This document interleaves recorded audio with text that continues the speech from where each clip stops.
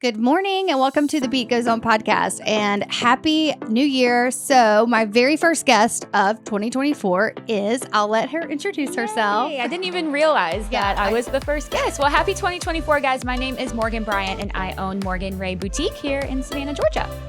Morgan is super impressive to me. She's definitely entered into some stardom in Savannah. And it's based, for me, what I've noticed as an outsider looking in is your ability to persevere through some challenges, both with the city, with COVID, so she opened up in 2019, right? Yep. End of September 2019, not knowing that, the whole world was going to shut down. Right. And I ran my spray tan business right around the corner at the time. I'm now on Liberty Street, but I was right around the corner in the tourist district of downtown Savannah. Mm-hmm. The other challenge that she has was there was some road construction going on. And the other challenge is she's on the second floor. It's harder for a second floor retail business to get as much foot traffic. It's hard to get people upstairs, as you can imagine. So all of these things, she survived and thrived. And I have watched her and we have become friends since. And on top of all of her skill of survival, she's kind and she is very much a woman's woman and a community girl. So I wanted to have her on because she's young, and we were just talking there was a moment in time in Savannah with business owners, the guy with the flag. I don't know if anybody's ever been to Savannah, but there's this guy that always rides all throughout the city. He'll be way on the south side sometimes with this humongous flag on his bicycle. Like 100 feet. And we couldn't help but just look back because it's eye-catching. He's a funny fella. It's an old, Savannah staple. He's been doing that for years. Forever. Okay, so going back to being kind, we were distracted there for a minute. Which is funny. Good old Savannah. She is kind. She mentors all. One of the biggest things one of the first things that really impressed me about you was that charity event that you did at the Grove, and how many people. I mean, I was involved in it. I wasn't sure what to expect. I say yes to everything. I think Same. You do too. Same. I'm a yes girl. So we're, we really do support. We have that, like mind. But when I went to this thing was huge. It was done so well. Thank you. You raised so much money. We did. And on top of that, it was so much fun. Sometimes you go to things like that and you're like, right. What am I at? What am I doing? Yeah, counting down the minutes so you can leave. So she just came in strong and hard with the kindness. And going back, there was a time in Savannah where it was kind of bickery, and I think that women have evolved and we aren't really that way with each other anymore. I know, you see it everywhere, women are coming through strong. And one thing that we do different, Jane Fonda said this recently in an interview, is that we really love each other and thrive off of each other. I agree. Men aren't as much that way. And we do it more in an emotional way.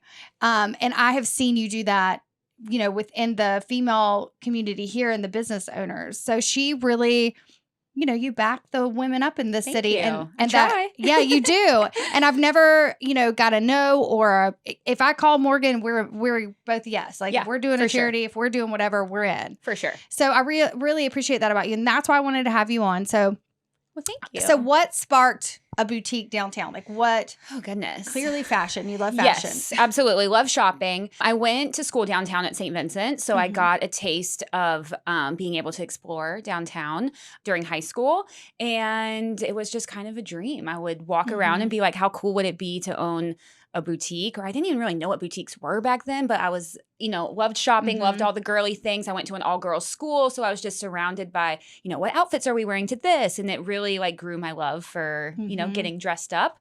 At that time, I had no idea how I was going to get there. I didn't know the path. I didn't know if I wanted to go to college for it or how I was going to get there. But I just remember, just wanting to be here. And did you go to college for it? So I did not. I went to Armstrong, which is our local community college here, for maybe like 3 years. Mm-hmm. And then I don't know if you know this about me, but I actually opened my first boutique in Savannah when I was 21. I did not know that. Yep. It was on Waters and 49th Street, right next to 40 Volume Salon. And Michelle Rouser is one of my mentors, and she is the salon awesome. owner. And oh my God. I don't know her she personally, is but I awesome. know nothing but good things about her. She has such a great work ethic. She is a fabulous role model and has multiple successful businesses here in Savannah.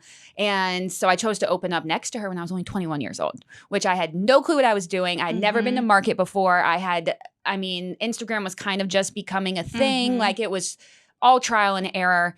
And I'm glad I did it because it really taught you some. Oh my gosh, yeah, it taught me. And that's a whole different lot. side of town.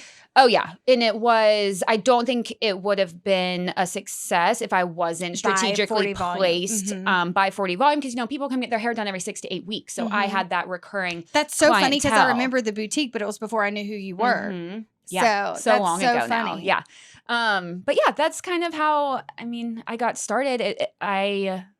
Did you transfer from that boutique down here, or did you just close it down and restart? Closed down, moved out of the country, Where'd you move? I moved to Jamaica. I did not know that. Yeah. Man, that was such an interesting chapter of life. Yeah. How long did you live there? On and off for like a year and a half. That's cool. And what did you do for work there? Or did you save and just go? It was an interesting time. I did some work. It was a lot more volunteer. Gotcha. Type, stuff. It's very much a third world country, but yes. I fell in love with the people, especially the children. And there's so many, we have our own issues here, but going there and being exposed to the children, I just felt like a deep connection that I needed to serve and to help. So did that for a while. And then when I came back, I got a management role at another boutique on Broughton. And I was there for almost 4.5 years. And that's where I really gained I observed. I was like making notes about, what customers were asking for. What can I do differently? What is Savannah needing that, like the boutique I was at, I didn't have much control over what our inventory was. So I was just always making notes. And I just finally got to the point I love that you did that. I love that you did that, because as a business owner, I think the first time I failed with a business, I had a spray tan, my first was a spray tan studio in Pooler, and I was out of a salon and it burned down. And then I reopened at Reflections. But I did everything that I wanted. And I think that's where I failed. I was doing everything the way I didn't open my eyes and pay attention. That's really smart that you got involved in a boutique and took notes and paid attention to what other people want. People have a dream and they have their dream, but sometimes you have to like pivot to what the what people want. Yeah. Otherwise you're going to fail. I agree. Yeah. To parallel what you're saying. Who's your avatar? Yeah. Right. I think that my first go around, I was way too young. I just wanted to kind of be like, I'm this boss. I can do it and do it all like my vision, and quickly realized that was not going to lead me to success. So yeah, when I was at the other boutique, I'm very thankful for like the experiences that I had there. One thing that really sticks out to me though, everyone, especially in the beginning, once I opened Morgan Rae, they were like, oh, well, did all of your customers follow you? Yeah. And absolutely not. Yeah. Absolutely not. The whole different thing. Entirely different clientele. And my boutique is at a much lower price point than where I was. But if you're there for 4 years building relationships with these people, you think that they will. And I feel like a lot of people open businesses, not just in retail, but I have friends that are in the service and bar industry. Your friends will support you. The people you hang out with will support you, but you have to focus on building a new customer base. That's so smart. That is really, really good advice. And I was going to ask you what, advice you would give someone, but that is the best advice there. I think the best thing that you did was you went it, I'm tongue tied this morning.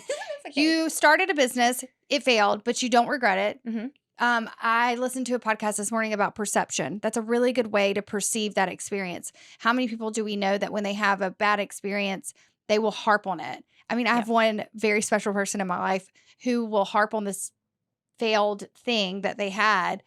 And I listened to the perception thing this morning and I was like, man, I've really got to tell this person about this. I've got to send them this podcast. I really want them to change their perception. That is that is everything. You took it as a learning experience. If we did that with everything, we would probably know when to let go, but also like a way to shift to make it better. And here we are sitting in your boutique that is doing well and made it through so many things. And I love, the path that got you here. And I think it's really important for boutiques to hear that. Like, it wasn't like you had all the answers. Not at all. I still don't. No. People, I think social media makes people think that Oh, yeah. some people have it all together, and they Oh, yeah. absolutely do not. Yeah. I mean, Instagram is your It's fake what life. it is. It's your Yeah. highlights. It's your best moments. It's Should be all called things Fakestagram. positive. Yeah.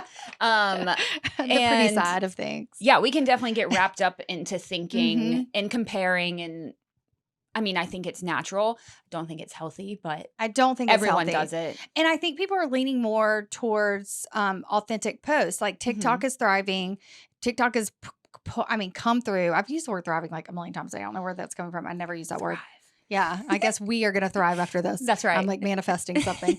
But there was something, because I'm studying it. I'm like going through this, like I have to do another class. I'm going through this TikTok class, because if I don't know about something, I'm going to learn it. Yeah. Where I've made mistakes is I hire someone to tell them to do it. But really, I need to know. Be hands-on. I need to know something about a platform, of whatever the case may be, before I throw someone into it. I've got to have some knowledge. Not saying I'm going to do it myself, but I've got to have some knowledge. But anyway, Right. They were saying that, on TikTok, and I thought this was very interesting. These people that are going viral are, first of all, the huge million followers, people are like over it. Like, they'll look at them and be like, cool. Right. But the ones where like their kitchen's a mess in the background, the ones that are the like real authentic posts, like sometimes people are in some rough backgrounds on those things, and they still have a huge following. So people are going back to which I love that, and I hope, but still we're coming out of this like pretty. I mean, even the reels are changing on Instagram. Like, the way people are doing reels are either silly or authentic. Everyone's singing the same darn. Remember during COVID, everyone was like, whatever song was viral, everyone would sing it, and we would watch their version of them singing it. I'm like, what? We're all robots. What is happening? Yeah, no, for sure. Well, I think being relatable is just more appealing to the audience. But on a business page, it's hard to like, where's the line? Like, I try to be more silly on my podcast page, which my podcast page is my personal page, but I don't do that. I'm trying to get better, because it is my true authentic self. I don't take life seriously, so I would need to put that on. Yeah, you have my business page, a fun personality. So I got to put that. People want to see that within my company. I don't want my company to be some corporate, thing. Cookie cutter. Yeah, and you do a really good job of. I like how you pull a bunch of. It is truly your Instagram, and you guys have to follow her, Morgan Rae Boutique, because it's truly her personality. And in saying that, it's because there's always a bunch of women crowded around her, supporting her. And it's true. I see her with these same women at a bar having drinks. We run into each other all the time. These aren't some models that she's like, these are friends of hers that are supporting her. And you feel that through the content. But I hope that we're going to realness. Remember I don't know if I'm older than you. I don't know if you remember the MySpace days when we had music behind our. We've definitely come a long way on the social media. Now we can have businesses and grow our businesses, and it's free. Social media is free. Yeah. Let's take a quick break, and we'll come back. That is so not my voice. Let's take a quick break. Okay, I'm getting tongue-tied, so we're going to take a little break and come back and get back to some real stuff. Hey listeners, did you know that Morgan Rae has a free app? Be the first to know all about new arrivals, experience quick and easy checkout, and enjoy interactive live sales. Use code APP20 for 20% off your first purchase. Download Morgan Rae's free app in the Apple Store or where you download apps today.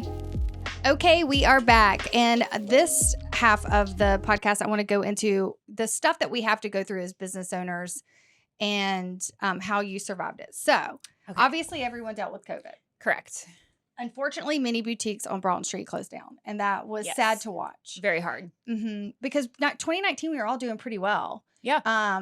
And I was around the corner. So we all were shut down, and I watched people close down. But on top of that, they started to redo the entire street, the main shopping street. during COVID. I think the thought process was everyone shut down. Let's start this road work. But the road work lasted. How long was it right in front of I don't know what their It was thought like a process year, was. We right? had At least. 14 months of construction I knew it on was- our block. We were kind of the guinea pig block because we are towards the end. They went through 9 different project managers just on our street. And I didn't even know that. yeah, for over 6 months, we had dirt. There was not even a sidewalk up to our door to enter, to then go up the stairs. So it was very challenging. And obviously Broughton Street brings so many tourists to Savannah. And I mean, if I was shopping like in Charleston or somewhere and there was a dirt road, I'm not trudging through it to go Right. find It was a little just weird. boutique. It looked like a awful. construction zone. 24/7. Yeah, it looked like a construction zone. It was not comfortable. And I watched her. She would have these big signs and lights. Like, I mean, I was like, I know Morgan's over there because and I know she's open. So she's doing the best she could do through that. And is that when you started doing the comment sold and doing the online stuff? So For here is an example of a business owner pivoting. Yep. Instead of taking the situation and letting it bring the business down, because it absolutely would have, and it did a lot of businesses. That construction was awful, and especially on the side street. Now they're just like plowing through it, doing it quickly. They just have a great project manager now. So Broughton Street's long, and they started. This was, like she said, the guinea pig. So it lasted much longer than it should have. In the thick of COVID. Yes. So she's got construction, she's got that. But then I started noticing her post more and sell more online, which was so smart because obviously everyone was purchasing online. Yeah. Not half the world was like, I'm not going out. The other half was like, get me out. Correct. For sure. Yeah, we had, and I'm so thankful, but we had really loyal customers that I would come and do private shopping appointments with. Awesome. We also started doing, which I feel like a lot of people did, like at-home services. I would come do like little private shopping parties, or just people would buy online and I would deliver it to them locally. And yeah, we were just trying to pay rent. I mean, we were just trying to stay afloat, and I had just opened. So I had the drive, and there was a lot of uncertainty. I think everyone just didn't know what was going to happen, but we just, had to keep going. I really feel like the construction on the street was more detrimental. So the people that were out, they weren't walking on our block. Yeah, they were not. And to your point, I feel like, and again, y'all, second story. She's on the second story. Yeah, that's challenging in itself, which we knew going into it. But during COVID, I mean, we're social creatures. And so mentally, I feel like people had to get out. And I've also learned just through my retail journey that retail therapy is a real thing for people. It really is. Especially for women. And if you're not getting, that attention at home, or you just need to be, lifted up, like that's what my team and I focus on here, is that customer service and just empowering each other. And so for a long time, I feel like people weren't getting that. So for my few customers that did come in the store, I mean, we were just so excited to see people and talk to each other and get dressed up and feel good and put some makeup on, because it really changes your mood. Yeah, absolutely. But Comment Sold, I started during COVID, and honestly, I didn't even plan on having an e-commerce and Comment website. Sold is like it's really thrived on, again, that word. It really did well on Facebook. First, right? And now it's integrated with all kinds, with anything, platforms. really. Yeah. Does it do TikTok now too, or just Instagram? So it does and website integrate with TikTok. Yeah. I think you have to have like 1,000 followers first for it to like integrate, and I think that's because TikTok requires that to go live. Yeah. But I built my app through Comment Sold and with an Apple developer, and so that's what we mainly use it for, is for our Morgan Rae app, which is free to download, Android or on Apple. And it how many times have I shopped and then never come to pick my stuff up? I'll pick local pickup. But I'll bring it to you. It's easy. Like please download her app, because she does seasonal things. So like she did some really good prep for New Year's, and then she will for St. Pat. So for sure. If you don't want to think about, if you're busy like me and you don't even want to think about what you want to wear, download the app and it's fun. It's fun to shop, and we go live on our app and on Instagram every Tuesday at 6 Eastern time. And that's such a fun way to shop. Did you used to do Sunday? Yep. Yep. Yeah, we did Sunday for about a year and then listened to our customers. And that was kind of not working for, our at-home mom schedule or people that were just getting ready for the week. So we switched it to a Tuesday evening and it's been going well. But yeah, live sales are super fun because it gives you a chance to interact or ask questions, styling advice, you can or say, sizing. see you next Tuesday. See you next Tuesday. We do our BT Labs on Tuesday. Oh, I love that. I'm always like, this is so wrong, but I'm going to say it anyway. I'll need to do I need a catchphrase at the end like that. We'll have to think of one, Sarah. It's not even a catchphrase. I just actually say it, and then one day I was like, Lordy day, See you this next is what Tuesday. I'm saying. But yeah, live sales are super fun. Well, you crushed it. Like, thank I you. was watching it and like during that time, but it's still, let's take out of COVID. We're all like very active. Now we're all like begging for each other. Yeah. In fact, in real estate, for those of you who don't know, I have a real estate license, but in real estate, we're getting more calls for office again, which is crazy because everyone went virtual. Right. And now they now wanna come back. I'm telling you guys what, I am not a virtual person, meaning for work, like for at the office, like, like having an employee, I can't have them. I need their energy. I never liked that. Even my digital girl, I need to hear her voice, FaceTime with me, let's screen share, even when she's done, and I'll make her come to the office once a week. I need that energy. I need her physically there so I can look her in her eyeballs. Like, I need that. So the whole thing was really challenging for me, but you figured it out. You figured it out and you made it fun.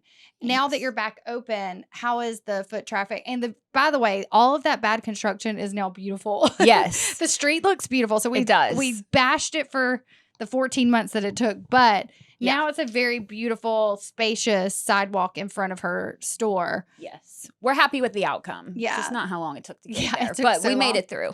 But traffic now is good. We had a fantastic Black Friday. I think overall, speaking with other business owners, our December numbers were a little low. Yeah, mine too. I can't pinpoint like what made that happen. I think pre-election year always does it. Struggle. A lot of people maybe just doing more online shopping with, more and big I think box. that they cut back. I think, they don't, people who have stocks, people who have, they don't know what's going to happen with they just start to get, it's a real thing. It's annoying. Yeah. It's like the outcome is always fine. And then everyone it's true. You can use it to your advantage or you can use it, you can let it weigh you down. Right. And I know it's coming and it's happened. My first business I had was in 2008. So it was during that recession. Yeah. So I'm like, another hard time. This is just a different, it's just, you have to, it's a cycle. Things aren't always going to be great. And you learn more during the struggle. Don't you say you learn so much during that? Yes. I mean, learn so much and you have to be proud of yourself. Thank you. I am. I really feel like any business that survived COVID, you should be so proud of yourself. And always had a smile on her face, doing dances down the street with construction there. I just enjoyed watching it because I was like, homegirl is making the best of this situation. I mean, we would ask the construction guys who 90% of the time were just eating McDonald's sitting there. And so I literally can see it. Right. I mean, I would take videos and send them to my not landlord. Watching. Yeah. I was just like, what are these people throwing their trash on the ground? And so there was months where I was so negative. With the city. Oh yeah. I was at every meeting. I was like, the mayor's like, we walk Broughton Street every single day. No, you don't. I can see you. I've never seen you. And I called people out because I'm just like a woman in business that's just trying to get going. A bank owns my building. I had if you no Google help. Opening a business in Savannah, I bet you will find a lot of positive, but you'll find they don't make it easy. A friend of mine that was opening up a salon, I mean, I sat many nights with her with wine and tears just because she was opening at the end, the end of 2020, beginning of 2021. No, it was 2021 she opened. And getting someone, there was just that stint where no one, I mean, Bank of America is like, peace out. But there's just that stint where it's like, no one was working behind a desk. Yep. Everything was so hard. So those permits will be like, come on, so and so and so and so. And then when you get there, the stuff online was so hard to maneuver because Savannah is a little old school. Yeah. And then she would go in the office and the person would be there and they'd send her to another person. And she did this not for a couple days, 4 months. And she was supposed to be open in 4 or 5 months and she didn't open for almost a year. Yeah. And they don't meanwhile make it easy. Paying rent. Yep.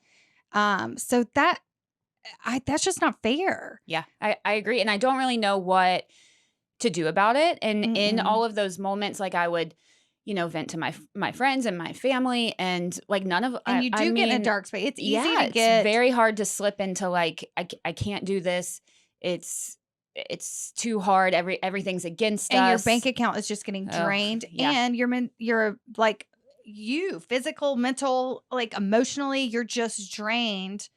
Because opening a business is like having a child. It's very similar. Yeah. You have to like, you have to nurture it. And these are like blocks that are, out of your control. So I'm really honestly so proud of you for doing that. I didn't deal with those things because I was mobile. Then I did it out of my house. Right. And the business permit thing, I don't know. I just was like, whatever, dude, I'm spraying my friends and my bartenders anyway. Right. So watching multiple friends go through that, which is so illegal, sue me. But now I'm fine. Okay. Go back into whatever year that was. I'm not even gonna tell you. But watching my friends, multiple friends, because then I got my commercial real estate license. When the bank wouldn't give me money to grow Beet 10, I decided to make my own. And one of my first leases was in Beet. And I've watched business, and then I became really passionate, which is what led to this podcast. And I became really passionate about helping people open businesses because first of all, I love Savannah. And I know how hard it is to open and run a business, and they were having different struggles. I felt almost guilty. I didn't have to have those struggles. And so I really got involved with commercial real estate. There's an attorney in town that really helps a lot, Josh Yellen, with getting things pushed through quicker. So if you're thinking of opening a business in Savannah, Josh Yellen is super helpful because he's dealt and argued with the MPC and all of these things. I got really passionate about that side of it. Yeah. And watching you, because I was just a block over, I like wanted to help. I don't know. I think I like even reached out to you and was like, because I wanted to help because it was hard to watch. Yeah. And it made me really emotional. Very emotional watching businesses. I wasn't even your realtor, but it doesn't matter. Everyone has 10 realtors is what I say. There's more realtors than there's real estate. That's true. But I really, truly like watching, the nail salon, and it was just watching people that I helped and guided and was so gung-ho about their business and dumping money and time and energy to be stopped by so many things is just so frustrating. So I will continue to do, Beet 10's my baby, but I'll continue to do real estate, commercial real estate for that reason. And I love retail. I love bar. I love restaurant. I love salon. Yeah. And I love me some women. I love helping women. Same. Because it was really, I was impressed by you. I was impressed. Obviously I knew you were like crying behind doors, but you For sure. put on a good face. And then coming out of that, when things started to like be put together, to do a fundraiser. I did a fundraiser last year. That shit's hard. It is. To do a fundraiser, and you still do one every year. Same thing? Yeah. And tell us about that. So we started 2020? 2021. I really don't know where the idea jumped in my head. I just felt, I think, this calling to like give back to the community. And like we mentioned, I'm a yes girl. So there are a lot of pop-up opportunities here in Savannah, and I would of course say yes to all of them. And I just kind of felt like I could do it better. I love that. So that's what I created. The first year, because it was in the month of October, we partnered with Susan G. Komen. And then I pivoted again. In the following year, we decided to choose a local nonprofit and partnered with Shelter from the Rain, which is a nonprofit here that helps single mothers in need just kind of get back up on their feet, or education. They also provide. And what's the name of that? Shelter from the Rain. Shelter from the Rain. See, I've never heard of that. A great organization. My friend Jennifer runs it, and she's fantastic. She was super hands-on.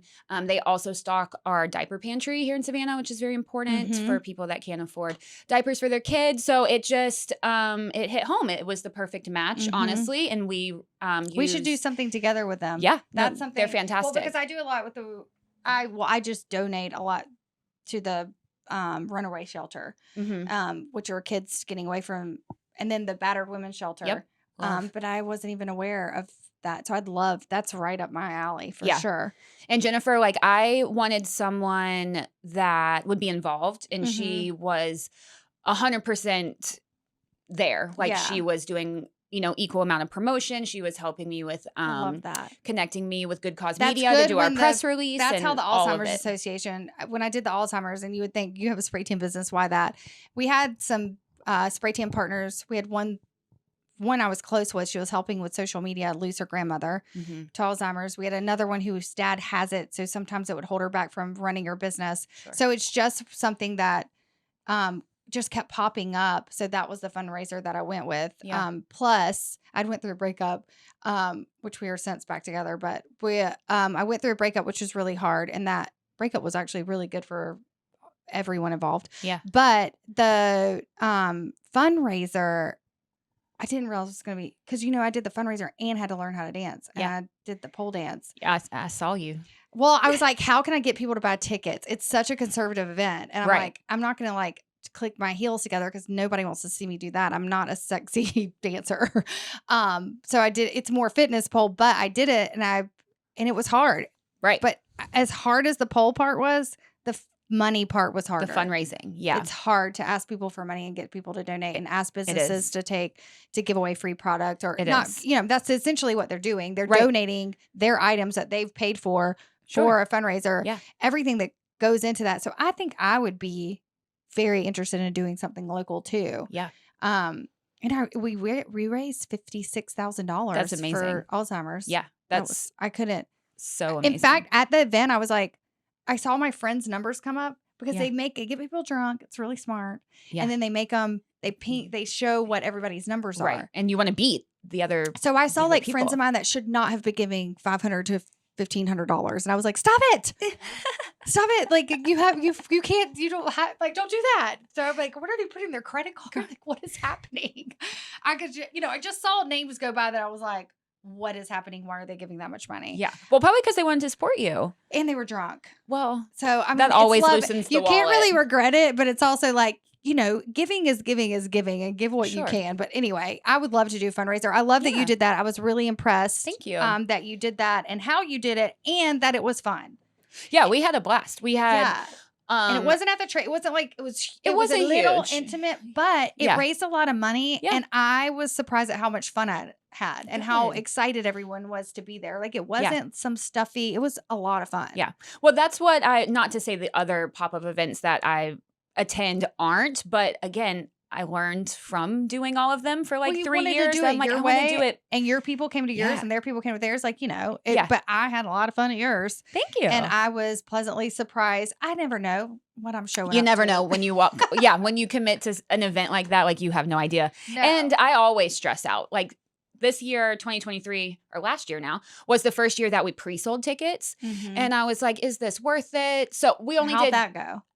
We sold 60. Oh, that's good. And then we sold another 200 at the door. And you have a better idea. Right. I could prepare a little better. The venue was also asking for that because last year we didn't run out of drinks, but they were opening a side of the bar that they had to stock specifically for the event. So we could just gauge it a little better. That's a good problem. That means that's a good fundraiser. Yeah, for sure. Did you do it where'd you do it this year? Because I didn't make the Grove. You did it. Yeah. I thought you did we did it back at the Grove. They are super generous and allow us to use that space for free. Oh, that's cool. And so we've built that relationship. Space. Yeah. That's and really, it is large. And it's close to you. It just makes sense. It's right around the corner. It makes so much sense.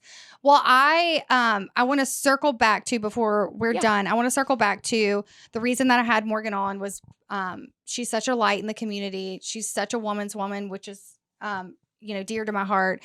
I love what she brings to the community. Not only is her boutique awesome and the work she puts behind it, but the work she does in the community, the friendships that she makes. She wouldn't admit that she mentors, but she helps other boutiques who are opening. She's met with the parents of young boutique owners. I didn't even know that. She said that earlier before when we were chatting before we got on. And that's what we need more of. We need more Morgans. We need more women like this who are supporting each other and not putting each other down. One of her best friends also spray tans. I hug her every time I see her. And we're competitors, but we're not. It's a healthy competitor. It's people are going to go to who they're going to go to. They're going to vibe. There really is enough to go around, people. And I love that she has that mentality, and it is contagious. The group that she hangs out with has the same mentality. And I just enjoy watching you grow. Thank you. And I love what you're doing in the community. And we are younger, but we're the future. I agree. Of, I mean, I'm 40. I like to say I'm younger, but You are younger. You got to meet some people in Savannah. You'll get what I'm saying. Yeah.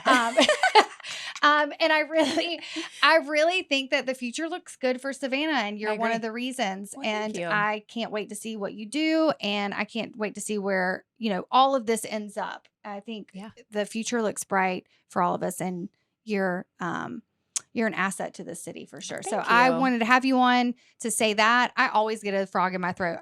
I'm telling you, I just love women. I'm just a weirdo.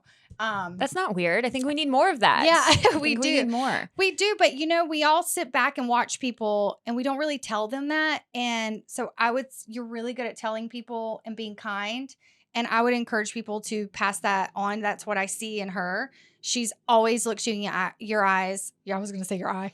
She always looks you in your eyes. She's always kind, and she's kind to all. And the world needs more of that. So I appreciate that, and thank you for that. Thank you for taking time out of your day to have us in here. Yes. How do we follow you? Yeah. Ooh, all the places. On Instagram, it's Shop Morgan Rae. On TikTok, is it Shop Morgan Rae too? I think so. And our website's just Morgan Rae Boutique. And like I said, you can find our app in the App Store or in the Google Play Store, just under Morgan Rae Boutique. Or come visit me on Broughton Street. We're open every day. Bye, guys. Bye. Happy New Year. Thank you. Yes, of course.